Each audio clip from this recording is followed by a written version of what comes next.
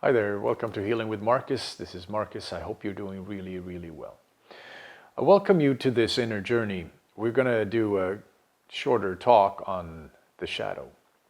What we're going to have over the course of a while here, we're going to be putting up videos on YouTube, and I'm going to be creating a program that's going to be available through my website, both about shadow work and we're delving into many other spiritual themes.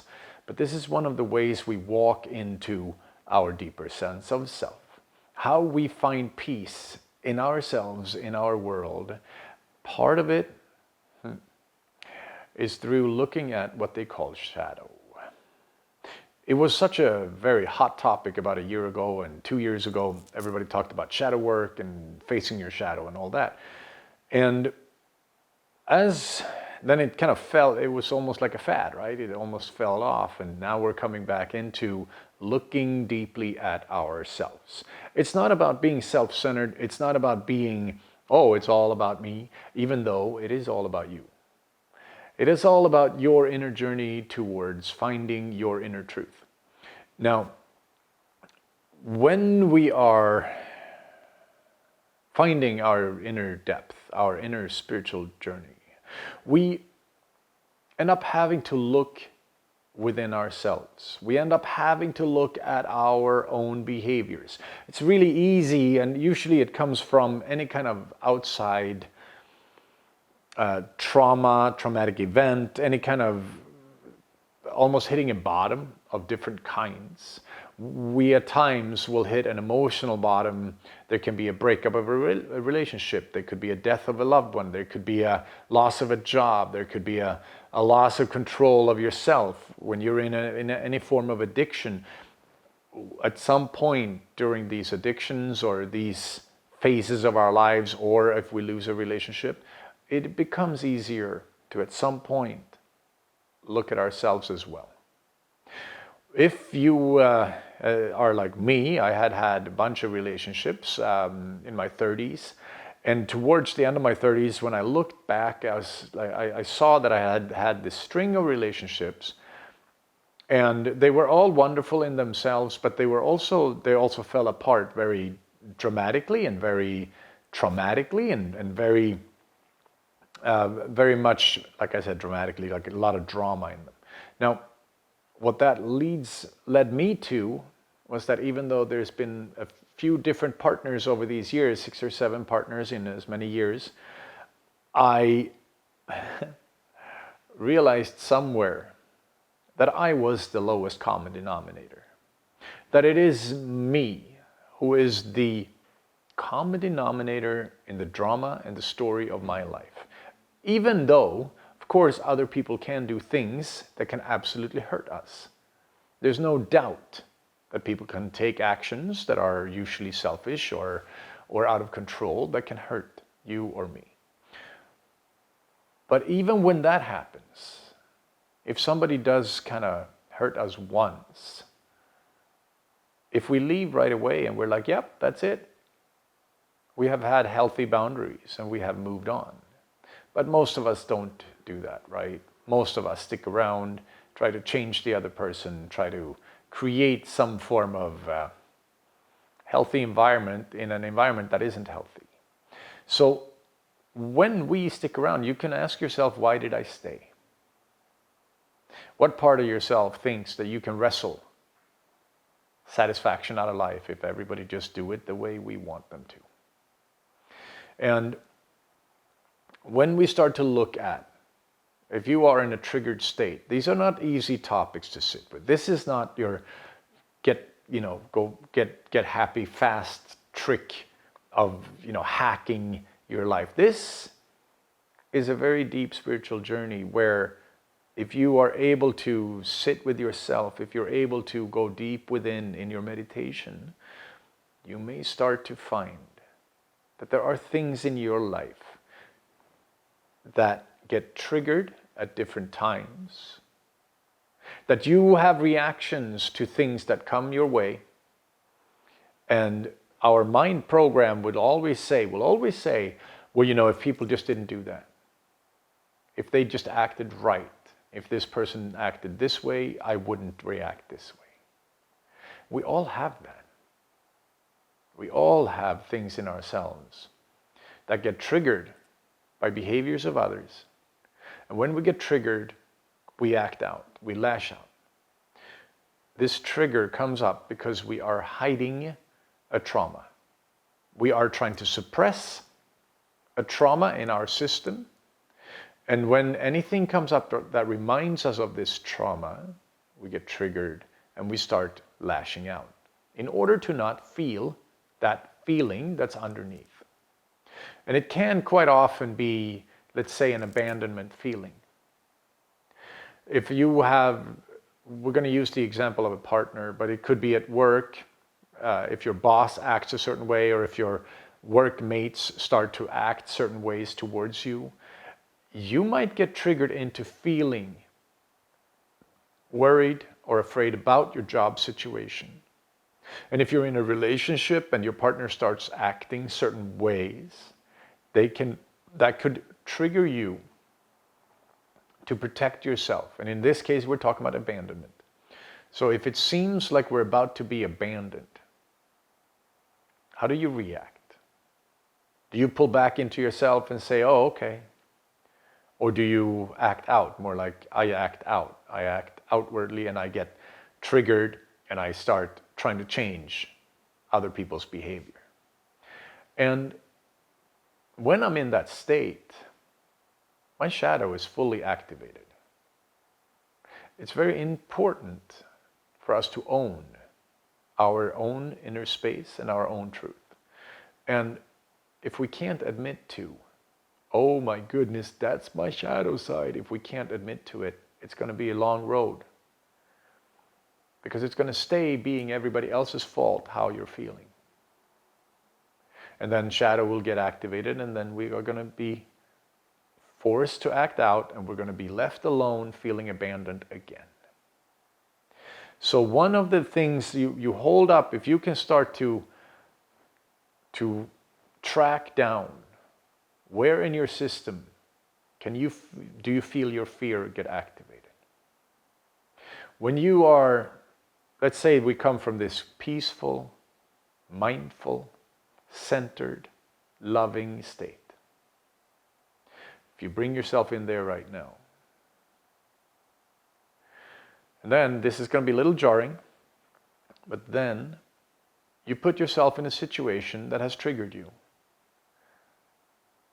Bring up a memory of something that triggered you. I know it's hard. But when you bring that up,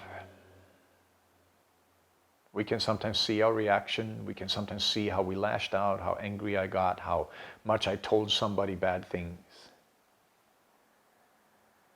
Or acted out in bad ways, right? Negative ways. Not healing, not helpful, not healthy ways. Some of us go and drink. Some of us go and do drugs. Some of us go and meet other partners. But many people have different ways of escaping the pain.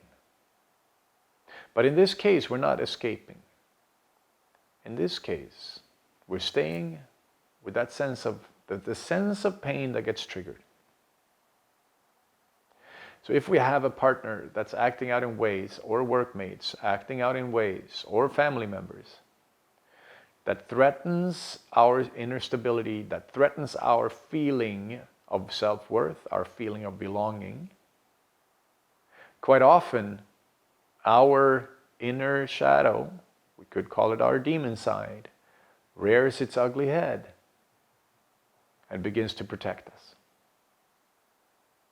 And at first you may not notice it because it's pretty common, like it's very much part of our, our mental makeup. I just get angry at these cases. I just get angry and upset with these things. Well, I can't stand politics. Well, I can't stand if people cut me off in traffic. I can't stand smokers. I can't stand non-smokers. I can't stand vegans. I can't stand non-vegans. When it's gone that far, we have created this image where we're protecting our ego at all, with all means, right? At all cost. So we end up having built this mental image of who we think we are. which is really only an image that lives in your mind and is emotionally connected to your body. But as you can see that trigger, when you see that reaction come up inside of you, you see your partner looking at other people, you see your partner getting ready to leave. That's a painful experience. Or if you have a friend or family member who passed away, it's a painful experience. How do we protect ourselves? What is the protective mechanism that comes up? Quite often, we lash out in different ways. It is the lashing out that is the end result of the shadow energy. One of the things we can do with our shadow, because it's not like we can completely get rid of it, we shouldn't completely get rid of it. The shadow, the slash demon slash strong, powerful, aggressive energy can be very helpful at times when there are true threats to your physical body or other people's physical body. It could be very helpful to have all the adrenaline pumping, to have all of your senses heightened, and to actually go in and help fight off the bear in the room or whatever it might be. But we often get that same kind of activation based on what some people do. And there's a feeling, a sense of being threatened. And that's when the shadow comes out. And so often, it's so detrimental. Because when we act out like that, we so often end up recreating what put the trauma there in the first place. So if you are afraid of feeling abandoned, if you go in and you act out when it looks like you might become abandoned, you act out, well, guess what? We are recreating the abandonment scenario again and again and again. And it's not until we can create more inner space, breathing room into your being, so that when you feel the activation happen, when you feel your trigger coming on, you have enough spaciousness inside of you to go, wait a second, I'm being very triggered right now. Let me breathe into that. Let me collect myself for a moment. Let me pull back. If you can practice this, if you are in a partnership and you're able to pull back a little bit instead of lashing out, instead of acting out, when you have enough spaciousness inside, instead of creating that, because see, the wave that happens after you act out in anger, the wave of that, the energy of that, reflects back, right? So then the person you got angry at will feel either they feel bad and judged, which means they pull away their love, or they feel angry back, which also means they pull away their love. Which also means then that you end up abandoned. But if we stop our reaction before it happens, if we pull back into ourselves and go, let me sit with this for just a moment, and we don't react, we don't lash out, the wave that you now have created is this of understanding and compassion. And at some point you might be able to address this with your partner, or with your workmates, or with your family members, but you're coming from a calm place.